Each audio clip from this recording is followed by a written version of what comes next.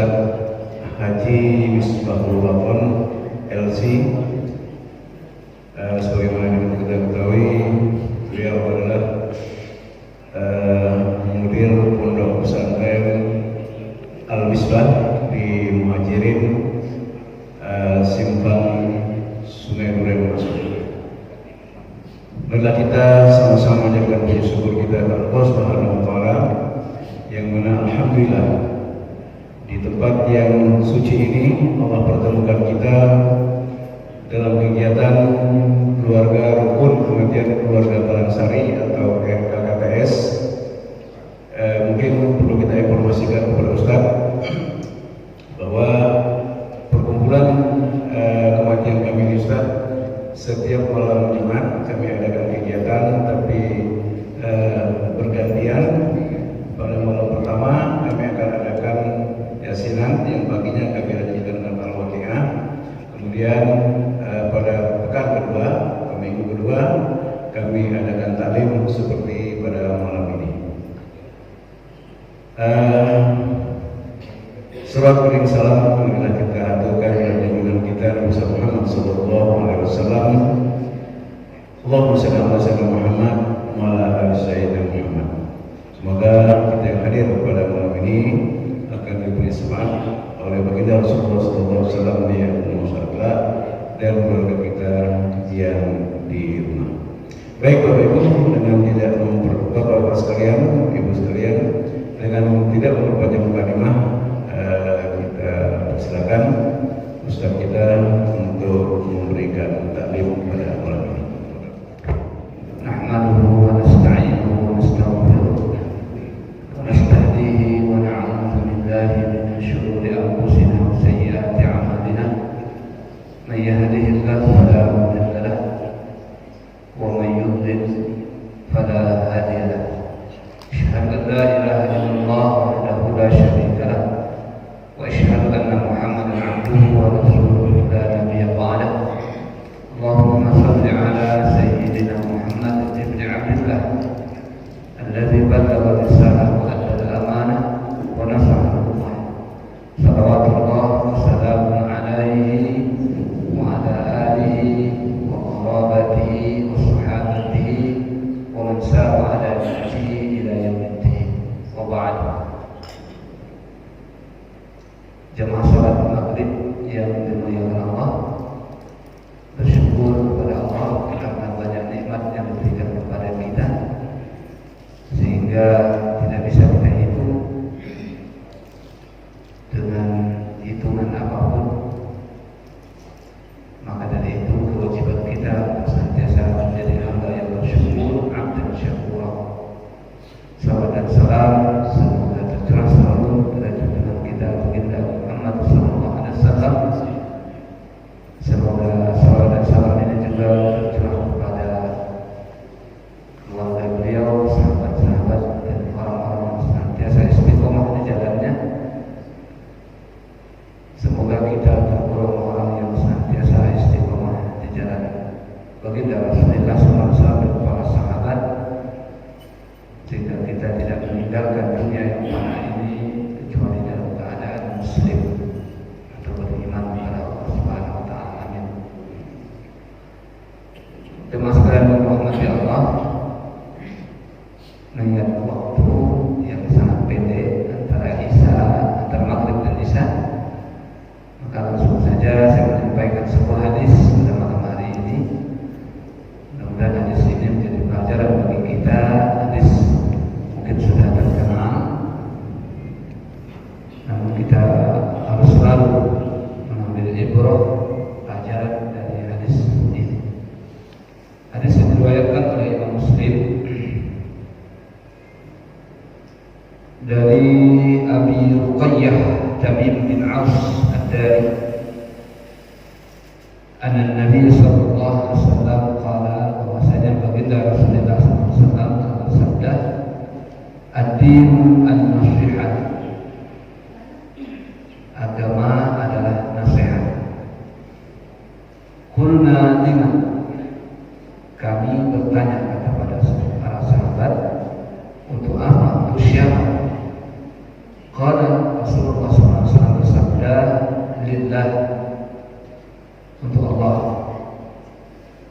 kitabihi, untuk kitabnya, wali rasulihi, untuk rasulnya, wali a'immatil muslimina, dan untuk para pemimpin muslim, wa 'ammatihim, dan para umum umat dari Muhammad SAW, atau yang dipimpin oleh pemimpin muslim. Hadis riwayat Muslim. Hadis ini yang pertama tentang agama nasihat. Apa maksud dari nasihat? Nasihat itu dari kata an-nusuh,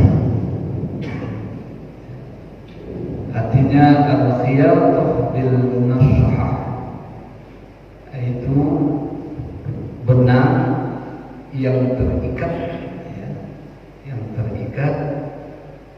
yang menguatkan sesuatu. Maka agama merupakan sebuah nasihat, artinya dengan agama menguatkan keyakinan kita, akidah kita, i'tiqad kita kepada Allah Subhanahu wa ta'ala. Maka nasihat ini ahlinya adalah Allah Subhanahu wa ta'ala, wasbuhu bima huwa ahli. Dia adalah yang maha memberi nasihat.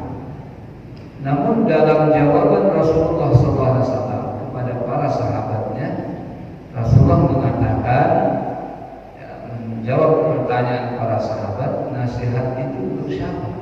Atau agama itu sebagai nasihat untuk apa? Maka Rasulullah menjawabnya, pertama, lillah. Agama nasihat bagi Allah.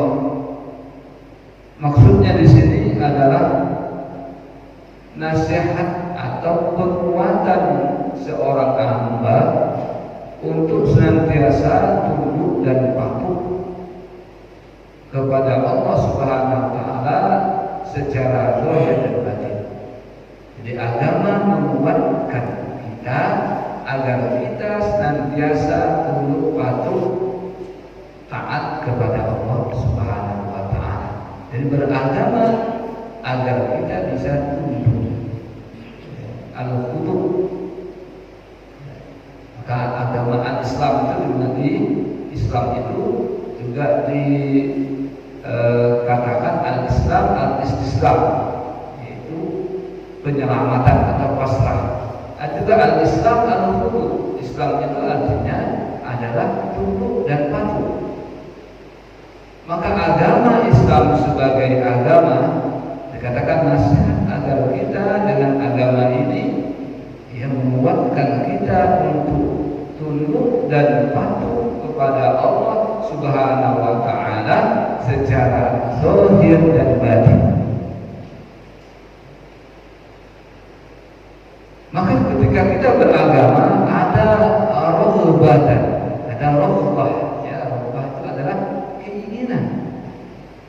Ya, keinginan bagi kita untuk apa? Untuk cinta kepada Allah Subhanahu wa ta'ala dengan bentuk perbuatan. Jadi apa yang kita lakukan itu dalam memenuhi ajaran agama, syahadat, 2 sholat, ya, zakat, puasa, haji, ini adalah bentuk raghbah, keinginan kita mencintai Allah melalui ketaatan, yaitu dengan perbuatan kita, dengan perbuatan taat. Kemudian juga rahbatan min masakhatan li tarkil ma'siyati. Yang kedua takut, keinginan, cinta. Kedua rahbah, ada rasa takut untuk mendurhakai Allah. Bagaimana caranya? Dengan meninggalkan maksiat-maksiat. Dan juga wal jihad bi raddil 'afi ilaihi, dan juga senantiasa berjihad untuk menolak orang-orang yang hendak bermaksiat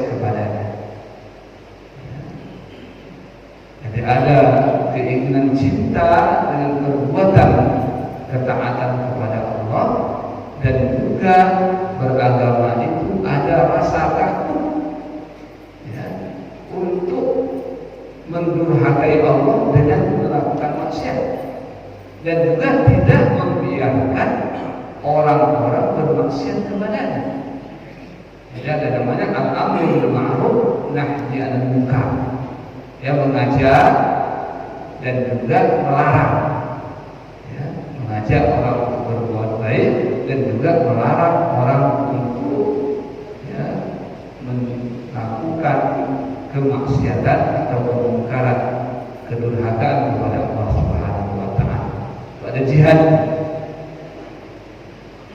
Diriwayatkan dari Imam As-Sabri, dari Abdul Aziz bin Rabi, dari Abu Salamah, dia mengatakan ya, qala al-Hawariyun.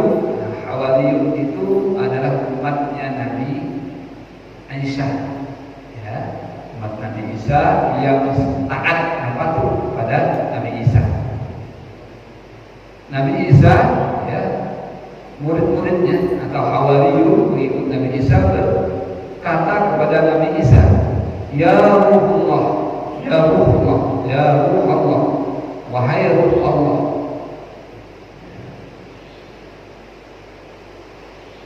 man nasihatu lillah. Apa itu nasihat kepada Allah? Apa yang dimaksud dengan nasihat kepada Allah? Jadi Nabi itu melanjutkan ya, pertanyaan dari syariat Isa ya. Syariat Isa itu sudah ada pengikutnya bertanya tentang nasihat ini, maka Nabi mengulangi pada umatnya ad-din nasihat, dan ternyata umat Nabi juga bertanya apa itu nasihat. Maka pengikut Nabi Musa yang setia, al-Hawariyun, pernah bertanya pada Isa alaihi salam tentang apa yang dimaksud dengan agama adalah nasihat bagi Allah. Maka Nabi Isa alaihi salam menjawab, alladzi yuqaddimu haqqullah ala haqqin nas.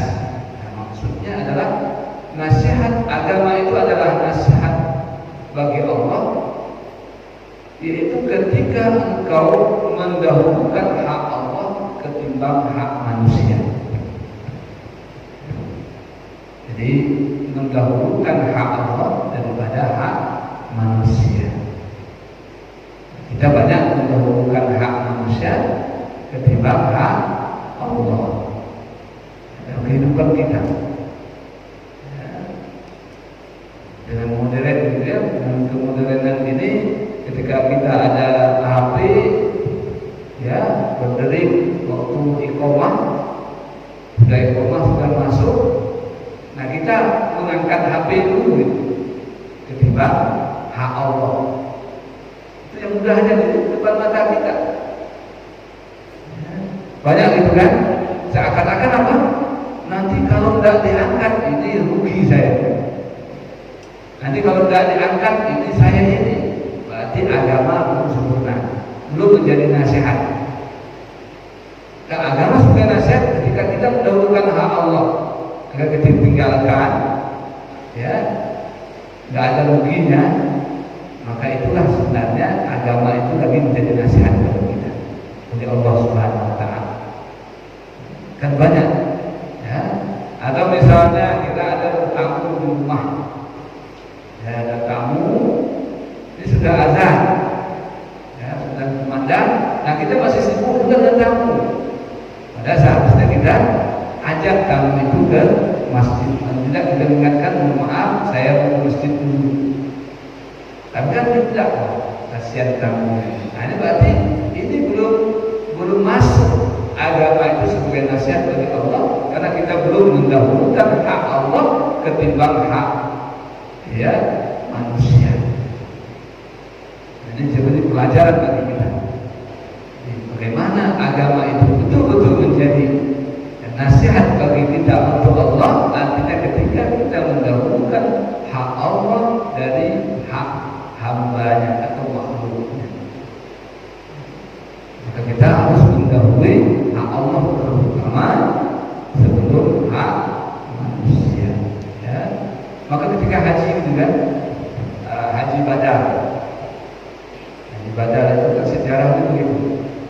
ketika seorang anak itu bertemu pada Rasulullah SAW haji wada, haji terakhir, karena ibunya itu pernah mengatakan, nah tahun depan tolong gendong ibu naik haji. Ya, ternyata ibunya nggak sampai bulan haji meninggal, lalu dia berangkat juga. Maka dia ceritakan kepada Rasulullah SAW peristiwa tersebut. Ya, ibuku pernah mengatakan padaku ada niat untuk haji tahun depan, ternyata ibu nggak sampai umurnya. Ya. Kemudian sekarang saya datang untuk berhaji, apakah saya melakukan haji untuk dia atau untuk saya? Apa jawaban Rasulullah? Wa dainullah ahaqqu an tu'addi. Hutang kepada Allah, artinya hak Allah. Kenapa? Karena berniat untuk haji tadi adalah hutang kepada Allah, niat, ya, kepentingan Allah. Maka urusan kepada Allah lebih berhak engkau dahulukan ketimbang urusan untuk manusia. Ya. Inilah arti dari agama nasihat dari Allah ketika seseorang mendahulukan hak Allah ketimbang hak manusia atau makhluknya. Yang kedua kata Rasulullah SAW, an-nasihat li kitabillah. Agama itu nasihat atau penguatan untuk kitab Allah. Ketika kita menjadikan agama sebagai nasihat untuk kitab Allah, yaitu ketika kita belajar Al-Quran, ta'allamu wa ta'limu, kita belajar, kita ajarkan.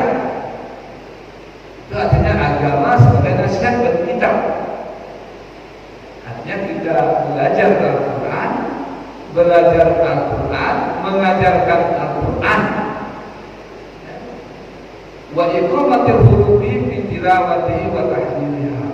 Dan juga kita senantiasa menyebut hurufnya, iqamah artinya lurus dalam penyebutan huruf.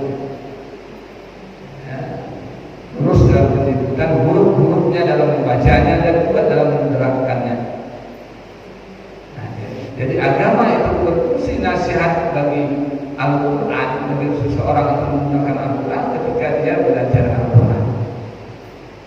Ya, kitab di sini adalah kitab Al-Quran. Ketika dia mengajarkan Al-Quran, ketika dia mengamalkan Al-Quran, maka belajar Al-Quran tadi memang harus dari awal. Maka hurufnya, fasahah, iqamatil hurufi, di hurufnya, yang ha-ha, yang ho-ho, yang ha-ha, ya, yang da, yang go, ya. Yang susah itu kan dot. Kata Nabi itu yang paling susah itu adalah menyebut dot. Ya. Maka dot itu paling susah kata Nabi. Ya. Maka yang paling fasih menyebut dot ya Nabi. Ya, yang lain itu masih belum pas. Ya, dot. Maka dari iqamah, jadi ketika kita betul-betul hurufnya, maka belajar Al-Quran, Bapak Ibu yang muliakan Allah, jangan dari Latin, dari huruf aslinya. Ada yang baca Yasin tapi baca pakai bahasa Latin, nggak pas, ya nggak pas. Bahkan nggak dapat pahala satu huruf saja 10 kebaikan. Kenapa? Karena dia baca Latin. Maka tadi menjadikan agama ya berfungsi kitabnya sebagai nasihat, sebagai penguat. Jadi ketika kitab Al-Quran itu dipelajari betul-betul, ya, betul-betul. Maka Rasulullah mengatakan, khairukum man ta'allama Al-Quran wa 'allamahu. Sebaik kamu yang belajar Quran. Jadi sebaik umat Nabi yang belajar Quran. Ya, tidak ada yang belajar matematika, fisika, kimia, semuanya. Sebaik-baiknya yang belajar Quran. Dan juga wa'allamu, yang mengajarkan Quran, yang mengamalkan Quran. Kan betul-betul ya, berfungsi agama, nasihat, dan ambil kekuatan agama kita dari kitab Allah, itu dengan kita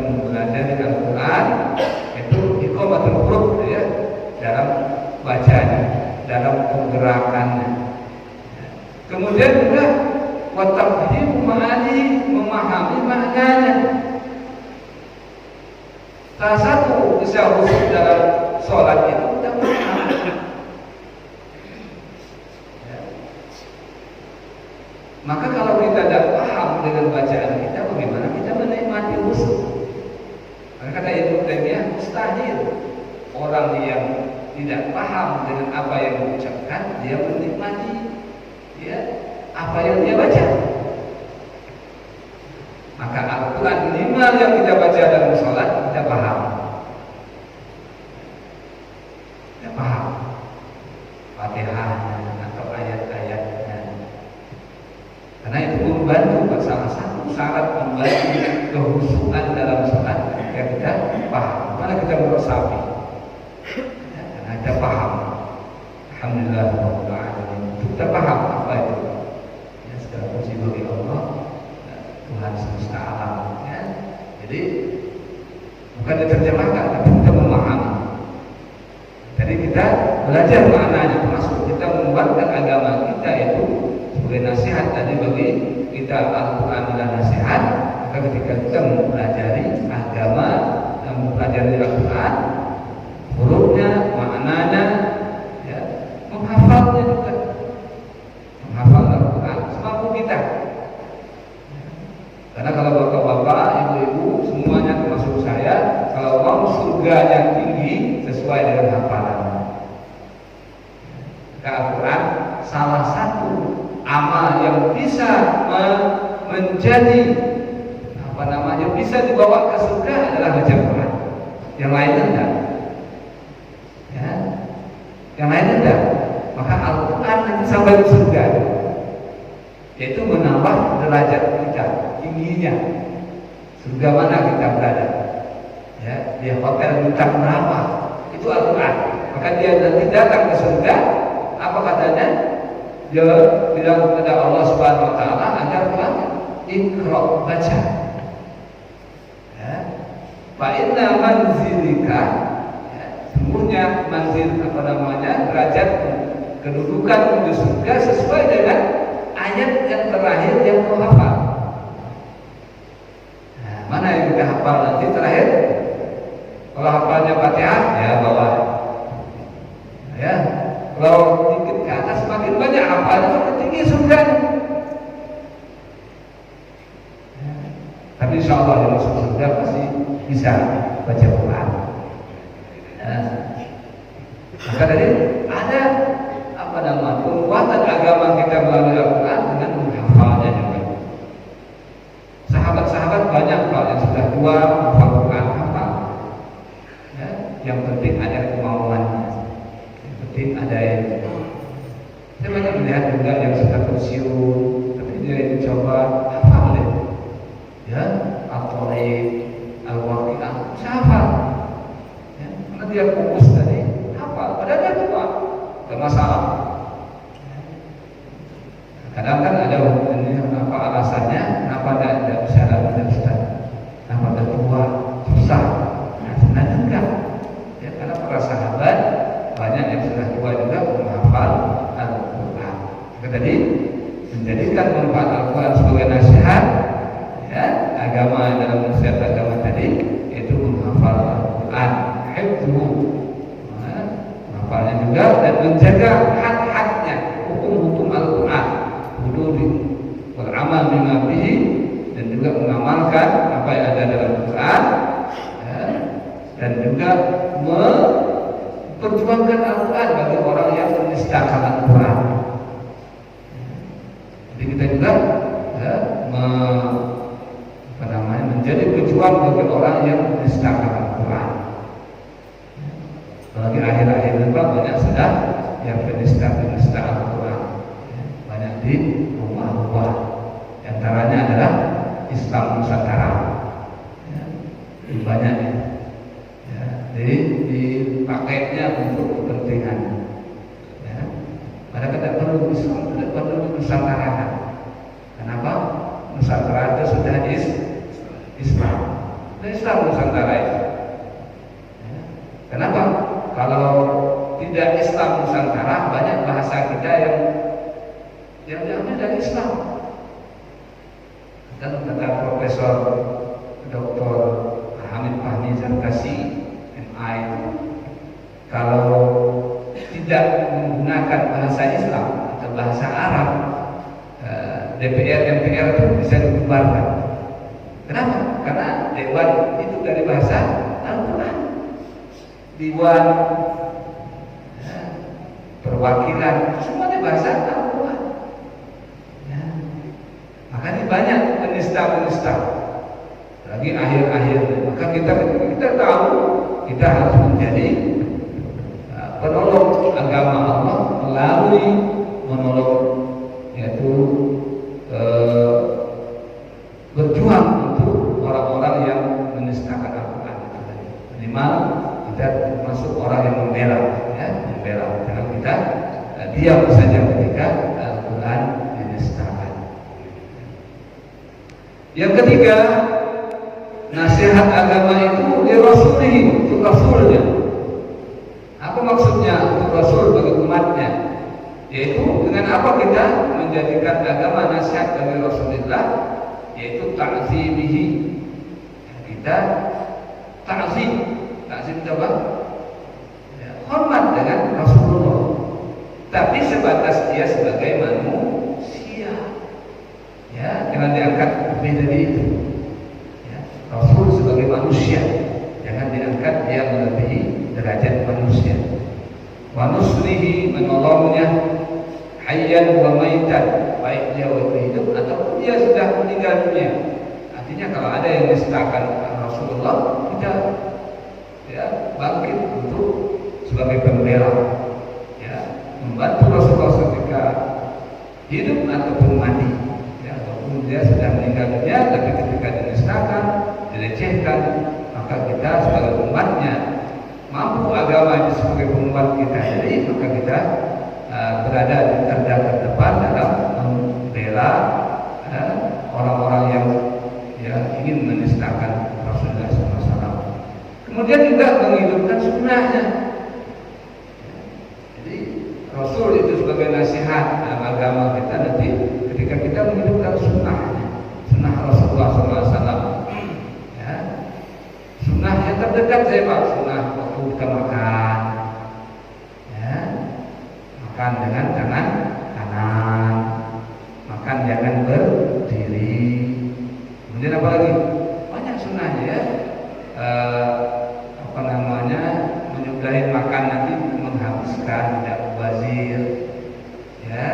Kemudian termasuk juga menjilat tangan setelah makan, itu termasuk, dan menghidupkan sunnahnya, ya. Banyak sekali kita ini kalau boleh hidup dalam sunnah Rasulullah, insya Allah kita dalam kebahagiaan, ya. Sunnah kan karena ada semuanya dalam Islam itu, apa yang nggak ada kan? Nggak ada. Semuanya, ya, agama yang menyeluruh segala lini kehidupan adalah agama Islam. Diajarkan semuanya, sampai masuk WC pakai sendal. Pakai sendal diajarkan oleh Nabi. Idza ta'ala ahadukum falyanta'id bi yaminihi. Kalau pakai sendal pakai kanan dulu. Wa idza qala'a falyahlab bi simanin. Kalau menanggalnya tanggal yang kiri dulu. Pakai sendal itu diajarkan. WC diajarkan. Nggak ada. Maka Islam itu syamil mutakamil. Di kehidupan kita diajarkan. Ya. Tapi kapan itu berfungsi? Ketika kita menghidupkan sunnah Rasulullah. Ya. Sunnah Rasulullah. Buka baju, ya, kanan, kiri dulu, pakai kanan dulu. Itu yang sering kita lupa. Ya. Kalau lihat di cermin, doa dulu, lupa juga kan? Banyak lupa gitu, ya. Ketika lihat cermin lupa. Ada sunnahnya berdoa. Ya. Semuanya. Berwudu ada sunnahnya, berkumur-kumur ada sunnahnya, semuanya. Maka ketika kita berada dalam sunnah Rasulullah, ya, disitulah jadi penguatan kehidupan kita melalui nasihat agama dalam untuk Rasulullah SAW. Kemudian yang keempat, an-nasihatul a'immatil muslimin. agama sebagai penguat bagi kita, tapi untuk pemimpin-pemimpin muslim. Tapi pemimpin muslim yang betul-betul muslim yang mengamalkan Islam. Itu perlu kita bantu, i'anatihim. Kita bantu. Ya, bantu sekarang Pak, bantu mengiklankan, bantu meng-share. Yang baik pemimpin muslim baru kita ajakan. Daripada diisi media sosial itu dengan yang jelek, lebih baik kita ini yang bukan pencitraan, yang betul-betul, ya, yang betul-betul ini, lebih baik kita ini kan. Kenapa? Pemimpin muslim yang baik itu termasuk dari nasihat bagi kita, penguatan bagi keagamaan kita. Alhamdulillah bihi wa tanbihi, dan mengingatkan dia ketika lupa tugas kita. Ya. Lalu berfungsi tadi kita sebagai nasihat bagi pemimpin-pemimpin muslim. Ya. Wasaddiqal bihim 'inda haqqatin wa jam' kalimati 'alaihim. Jadi juga kita perlu menguatkan. Ya, artinya apa? Mendukung kebijakan-kebijakan yang dia buat, ya, dan mengingatkan jika kebijakan itu tidak pas dan tidak cocok. Itu kewajiban kita. Nasihat kita bagi pemimpin-pemimpin muslim. Dan untuk orang awam juga, ya, untuk orang awam, artinya untuk umat kita sebagai umat, jadi sebagai orang yang dipimpin, kita juga harus saling mengingatkan, saling membantu, saling mengingatkan antara kita. Ya, maka nasihat itu berlaku ketika kita saling mengingatkan. Maka tawasul bil haq, tawasul bis sabr. Karena kita tidak ada yang sempurna, ya, maka seharusnya memang dengan majelis ini kita sebenarnya saling mengingatkan. Karena kalau tidak ada majelis, tidak ada yang mengingatkan. Tapi kalau ada majelis kita seminggu sekali, ya sepekan sekali, atau sebulan sekali, berarti kita sudah saling mengingatkan 1 bulan sekali. Tapi kalau tidak ada, siapa yang ingatkan? Maka itu tidak fungsi dari agama sebagai nasihat bagi sama-sama kita. Kalau kita tidak saling mengingatkan, tidak saling menguatkan, tidak saling mendidikan. Yang baik itu adalah sahabat yang paling baik, sesama muslim yang mengingatkan kita untuk kebaikan.